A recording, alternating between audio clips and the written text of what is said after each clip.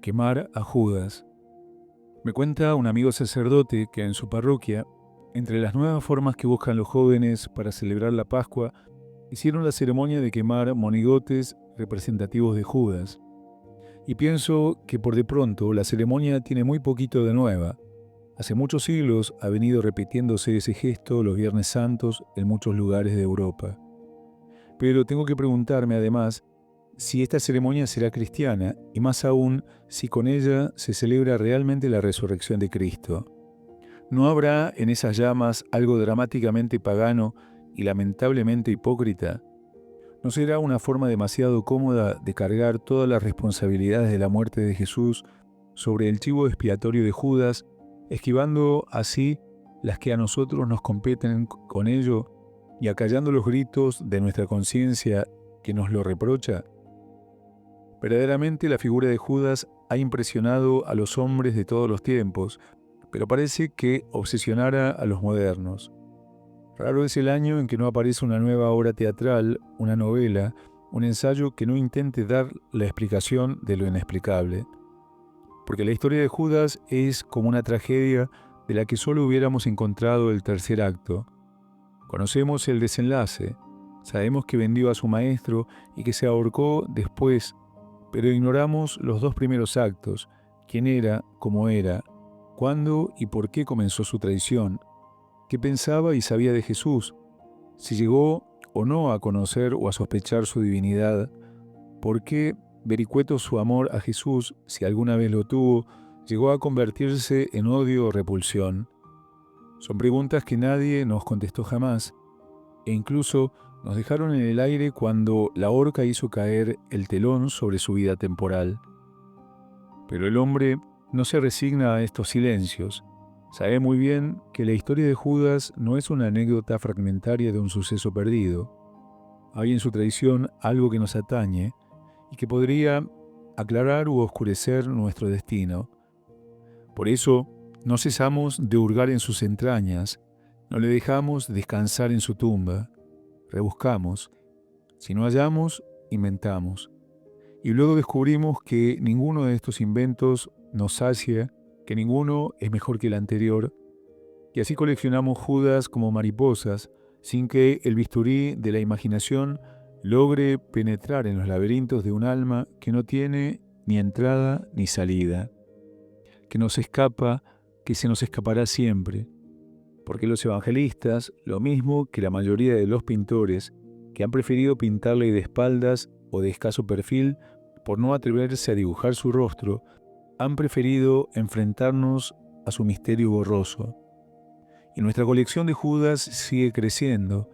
La iniciaron ya los evangelistas apócrifos con todo tipo de teorías. En un arranque de antifeminismo, el llamado Evangelio de los 12 apóstoles echa las culpas a la mujer de Judas, una esposa avarienta que le habría empujado a la traición. No menos fabulístico, pero más agudo, el llamado Evangelio árabe de la infancia busca las raíces en la infancia de Judas, un niño endemoniado, compañero de juegos de Jesús, que un día encolerizado habría llegado a morder a su amiguito en el mismo lugar que muchos años después abriría la lanza. Y falta entre los autores de los apócrifos el integrista que, como un ultra de hoy, se inventa un Judas infiltrado que, siendo sobrino de Caifás, habría entrado en el colegio apostólico solo para vigilar de cerca a Jesús y venderle cuando se hiciera verdaderamente peligroso. Y hay, ya en el siglo II, un llamado Evangelio de Judas que precederá a todas las fantasías que decimos modernas, inventando un Judas santo que, conociendo la necesidad de que Jesús muriera, se habría ofrecido, en homenaje a Cristo, al horrible papel de traidor para que así se cumpliera la Escritura. Pero es al hombre moderno a quien la figura de El Iscariote intranquiliza más. Ya casi nadie acepta hoy la acusación de San Juan, que veía el origen de todo en la avaricia, y se buscan mil explicaciones complicadas. Andreev, con tono de psiquiatra, busca el origen de todo en una deformación física de Judas, ceposo, feo y repugnante.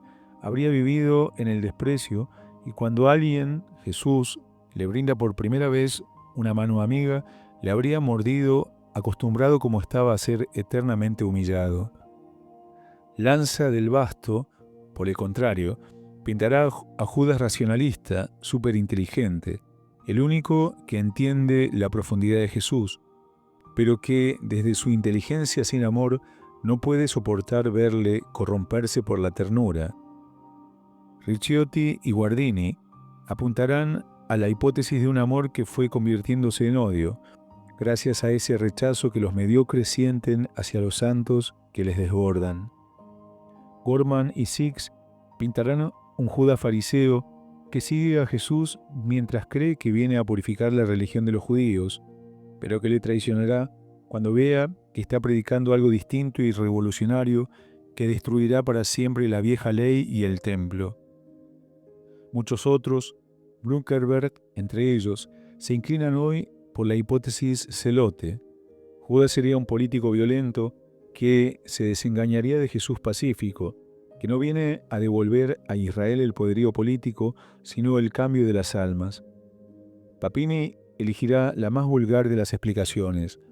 Judas sería simplemente un cobarde que, presa del pánico, buscaría su salvación personal al ver a Jesús amenazado.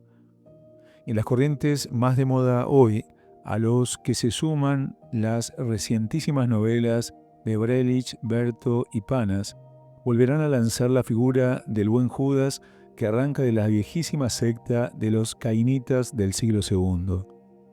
Mas la puerta de ese alma sigue cerrada, y al fin, tanto quienes tratan de exculparle como quienes le queman intentan escamotear las preguntas decisivas que formuló Guardini. ¿Fue Judas el único que se sintió atraído por la traición? No deberíamos hablar del traidor como alguien lejano y externo.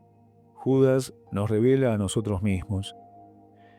Esta sí es la gran verdad. El Iscariote está entre nosotros. Judas somos nosotros. ¿Quién, en su vida real, no ha traicionado miles de veces las verdades más queridas? ¿Quién no ha violado sus más hondos sentimientos y malversado sus más formales promesas? ¿Quién no se ha cambiado de chaqueta y orientado hacia el nuevo sol que más calienta? ¿Quién no se ha acomodado a las nuevas circunstancias?